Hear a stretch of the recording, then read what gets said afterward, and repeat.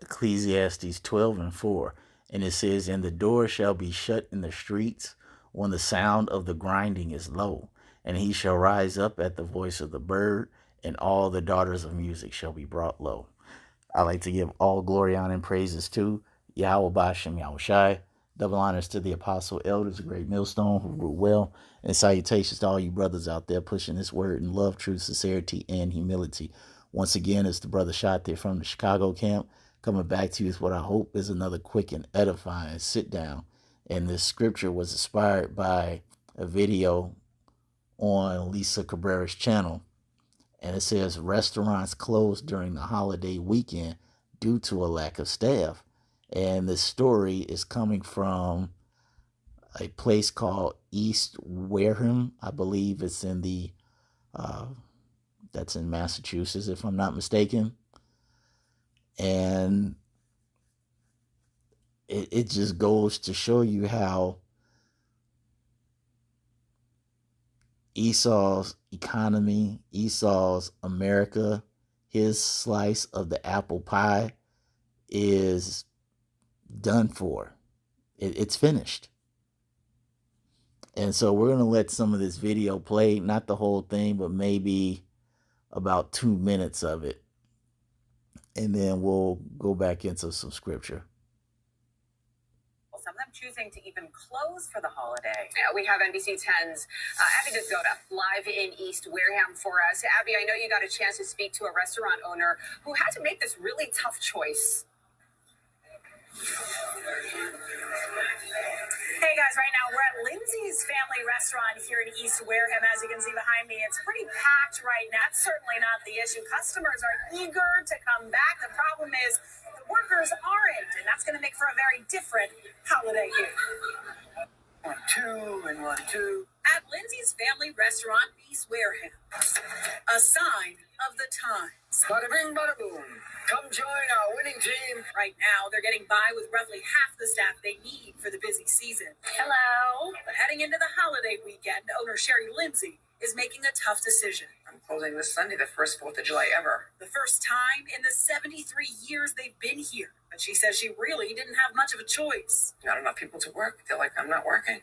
It's a problem she blames partly on the higher unemployment benefits, and it's taking a slice out of every part of their business. It's extremely difficult. In the kitchen, the chef says he's waiting days for deliveries because there just aren't enough drivers, and as a result, he's had to take items off of his menu. It's like walking across a floor of cardboard wondering, all right, is today going to be the day I fall through? And they're not alone. The Gateway Tavern in Wareham is closing for an entire week starting on the 4th to give their staff a break amid the shortage. And help wanted signs are practically everywhere. You know, where do you go? What do you do to keep your business alive? Back at Lindsay's, this isn't what they signed up for. But they say they'd rather close than have you spend the 4th disappointed. It breaks my heart not to give the right service or the right food, so I'd rather not be open on those days. I don't have the right amount of people to fill the positions. And some employers say it's gotten so bad that they want the state to go ahead and step in and incentivize workers to come back. We're going to have more on that effort coming up at 6. For now, though, we're live in East Wareham. I'm at. And there you have it. The situation in America has become so far beyond repair that restaurants can't even stay open. One, because of workers don't want to come back, which is natural.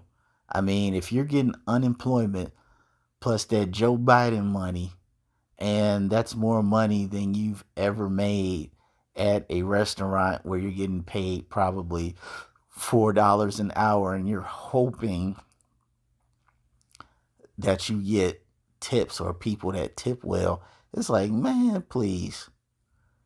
I'm going to sit back and collect this unemployment. Not only that, because of the logistics crisis that we have going on, as well as this hyperinflation with supplies. You said I have to wait days with supplies. So you got hyperinflation, lack of supplies, lack of workers. It's a complete recipe for disaster.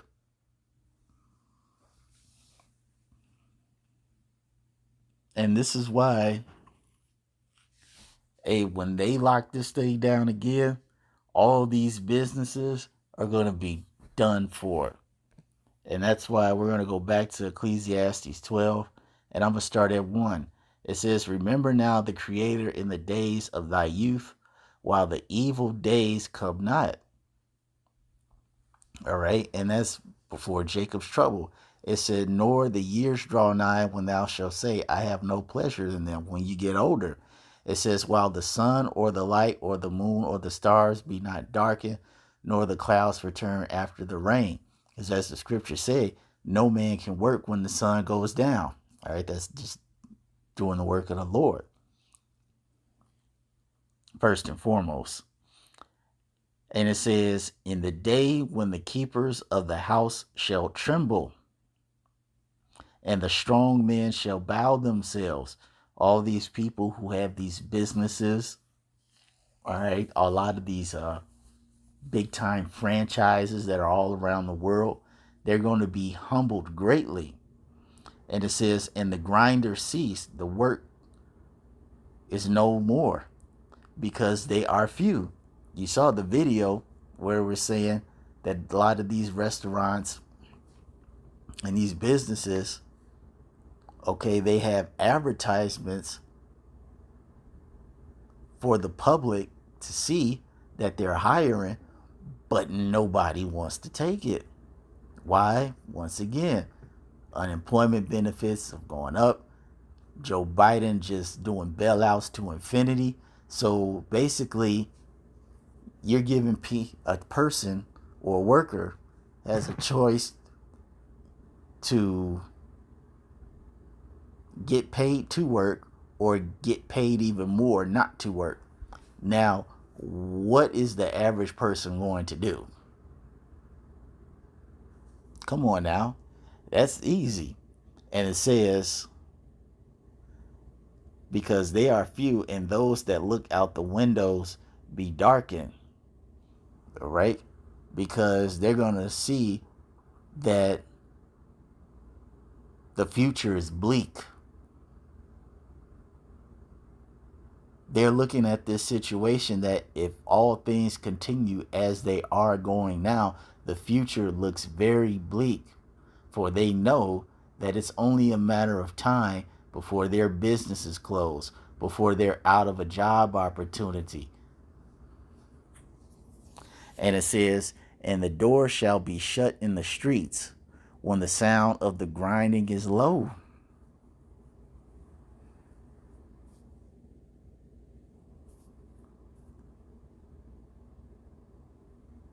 And when you come here into Chicago, if you go on State Street, you have, man, there has to be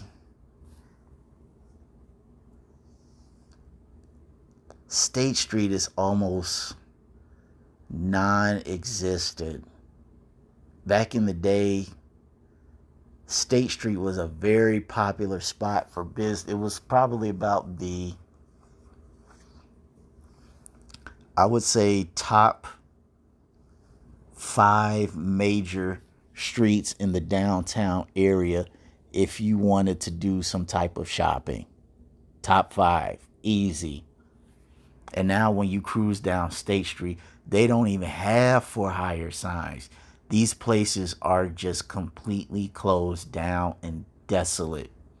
We're talking about big retail shops that have plenty of space are completely closed down due to all the unemployment, due to the bailouts to infinity, the hyperinflation, food shortage, so on and so forth. It says, he shall rise up at the voice of the bird, and all the daughters of music shall be brought low. And even for the ones that still do want to go out to get a job so they can get paid, they're like, it's not really anything in their field of expertise. And if there is something in their field of expertise, it's not paying nothing.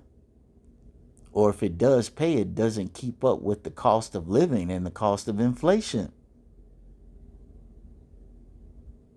Inflation will be $3, but they'll always be $1.25 behind.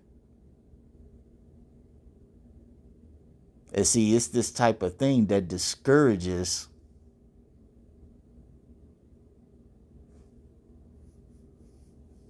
a man and a woman's effort to want to be productive. And even the scripture says that if a man doesn't work, he doesn't eat.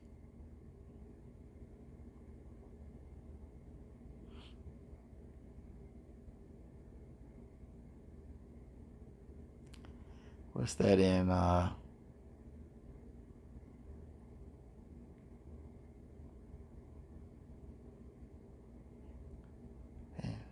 where is that in? 2 Thessalonians 3:10. And it says, For even when we were with you, this we commanded you, that if any would not work, neither should he eat. So if you're in a situation that even discourages you from even wanting to find a job, it's going to put you in a situation where it's just like, how do I get food? How do I pay rent? How do I do the things that are needed to survive? Okay?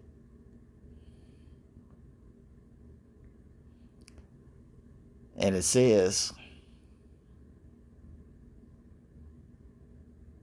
also when they shall be afraid of that which is high, and fear shall be in the way, and the almond tree shall flourish, and the grasshopper shall be a burden, and desire shall fail. See? Because man goeth to his long home, and the mourners go about the streets. And you can clearly see that on the average American's face. That desire of the American dream, the slice of the apple pie, that big house with the car and the wife and the 2.5 children and the dog and the picket fence. See, all that stuff, the desire of that is just completely gone. The desire to even survive is even being beaten out of these people.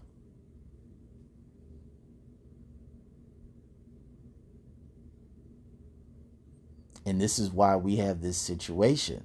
Folks are completely beaten and defeated. That's why the scripture says, hey, where there is no vision, the people perish. And so as the scripture said, if these folks are looking out the window and it's darkened, knowing that this future is bleak, then what is going to be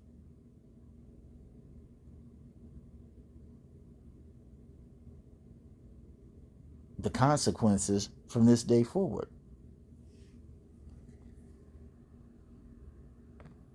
I mean, to me, this is beautiful, because all this means is that